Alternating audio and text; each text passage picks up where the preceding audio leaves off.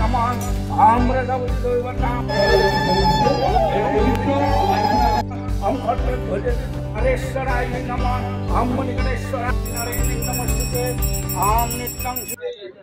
নমস্কাৰ সাংবাদিক বন্ধুসকল, পোনপ্ৰথমে আপোনালোকক আমি ধন্যবাদ জ্ঞাপন কৰিছোঁ। আমাৰ আজি ৬৩ সংখ্যক গোৰেশ্বৰ আঞ্চলিক ৰাস মহোৎসৱ অহা ৫ নৱেম্বৰৰ পৰা ১৭ নৱেম্বৰলৈকে আমি ১৩ দিনীয়া বৰ্ণাঢ্য কাৰ্যসূচীৰে আমি অনুষ্ঠিত কৰাৰ কাৰণে সিদ্ধান্ত কৰি আজি ১৭ অক্টোবৰত আমাৰ প্ৰথম লাইখুটা স্থাপন কৰিলোঁ ইতিমধ্যে। আৰু আজিৰ এই শুভক্ষণত আমি লাইখুটা স্থাপন কৰাৰ কাৰণে আমি আহ্বান জনাইছিলোঁ আমাৰ সন্মানীয় গোৰেশ্বৰৰ যুৱ নেতা মৃদন প্ৰতীম ডাঙৰীয়া। তেখেত আমাৰ মাজত উপস্থিত আছে। আমাৰ মুন বড়ো সন্মানীয় সভাপতি ৬৩ সংখ্যক গোৰেশ্বৰ আঞ্চলিক ৰাস মহোৎসৱৰ আমি অইনবেলিৰ দৰে আমি এইবেলিও গোৰেশ্বৰত যি ১৩ দিনীয়া কাৰ্যসূচীৰে আমাৰ ৰাস উদযাপন হ'ব। এই গোটেইসমূহ কাৰ্যসূচীতে আমি আমাৰ বৃহত্তৰ গোৰেশ্বৰবাসী ৰাইজৰ লগতে আমাৰ অসমৰ বিভিন্ন ঠাইৰ ব্যক্তিসকলক জনগণক আমি নিমন্ত্ৰণ জনালোঁ। আৰু আমি চেষ্টা কৰিম যাতে পূৰ্বৰ দৰে আমি পূৰ্বতকৈ যাতে আৰু অধিক ধুনীয়া কৰিব পাৰোঁ ৰাসখন। গতিকে এই কথাখিনি আমি আপোনালোকৰ আগত আজি ক'বলৈ পাই আনন্দিত হৈছোঁ যে আমি এইবাৰ আমাৰ বৰ্তমানলৈকে আমি কিছু ঠিক কৰা হোৱা নাই, কিন্তু আমাৰ ইতিমধ্যে মীনা বজাৰ থাকিব, আনন্দ মেলা থাকিব, বাণিজ্য মেলা থাকিব। তাৰপিছত আমাৰ যিখিনি মৃন্ময় মূৰ্তি আছে এই মৃন্ময় মূৰ্তিখিনি ধুনীয়াকৈ আমি স্থলত সজাই আমি অলপ ডেকোৰাম কৰাৰ কাৰণে চিন্তা চৰ্চা কৰিছোঁ। আৰু যিহেতু এইবাৰ আমাৰ সন্মানীয় অসমৰ প্ৰতীত যথা শিল্পী প্ৰয়াত জুবিন গাৰ্গ ডাঙৰীয়াৰ যিটো ঘটনা ঘটি গ'ল, তাৰ বাবে আমি সকলো অসমবাসী লগতে গোৰেশ্বৰবাসীও আমি ম্ৰিয়মান শোকত।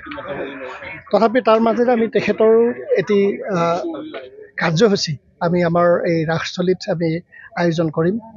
আৰু আমি আশা ৰাখিম আমাৰ বৃহত্তৰ গোৰেশ্বৰবাসী ৰাইজে যেন আমাৰ ৰাসস্থলীত অহাৰ লগতে আমাৰ সন্মানীয় শিল্পীগৰাকীক যাতে শ্ৰদ্ধা জ্ঞাপন কৰিব পাৰে, তাৰ কাৰণে আমি ব্যৱস্থা কৰিম।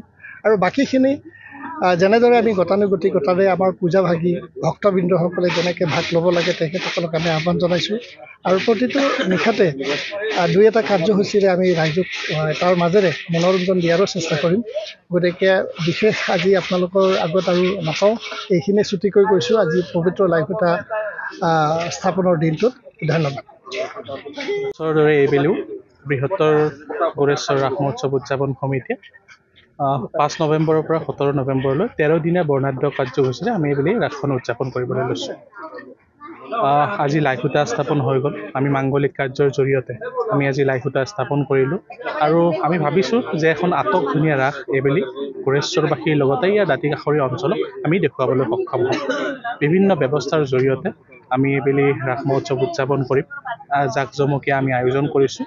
আৰু এই আয়োজনৰ মাজতে এইবেলি ৰাস মহোৎসৱ আমাৰ এই অঞ্চলৰ ৰাইজে উপভোগ কৰিবলৈ পাব। আৰু আপোনালোক আটাইৰে আমি সহায় সহযোগিতা কামনা কৰিছোঁ।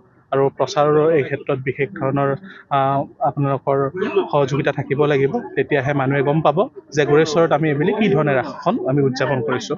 আৰু সকলোকে সমূহ ৰাইজক সমূহ অসমবাসী ৰাইজক আমি নিমন্ত্ৰণ জনাইছোঁ যে এইবেলি আপোনালোকে গোৰেশ্বৰত ৰাস মহোৎসৱ আপোনালোকে চাবলৈ আহক। এখন সুন্দৰ ৰাস আমি আপোনালোকৰ কাৰণে ব্যৱস্থা কৰিছোঁ। লগতে আমাৰ প্ৰয়াত শিল্পী জুবিন গাৰ্গ ডাঙৰীয়া যিহেতু মহাপ্ৰয়াণ ঘটিছে আৰু সকলো ৰাজ্যবাসীয়ে এই ক্ষেত্ৰত শোকত ম্ৰিয়মান হৈছে, কিন্তু তেওঁৰ যি শ্ৰদ্ধাঞ্জলিৰ যি ব্যৱস্থা আমি ইয়াত ৰাস মহোৎসৱ উদযাপন স্থলীত আমি কৰিছোঁ। আৰু ৰাস মহোৎসৱ উপভোগ কৰাৰ লগতে আমি জুবিন গাৰ্গ ডাঙৰীয়াৰ যি শ্ৰদ্ধাঞ্জলি অনুষ্ঠান ইয়াত আমি অনুষ্ঠিত কৰিছোঁ। আৰু তেখেতক সমূহ অসমবাসী ৰাইজে ইয়াত শ্ৰদ্ধাঞ্জলি জনাব পাৰিব।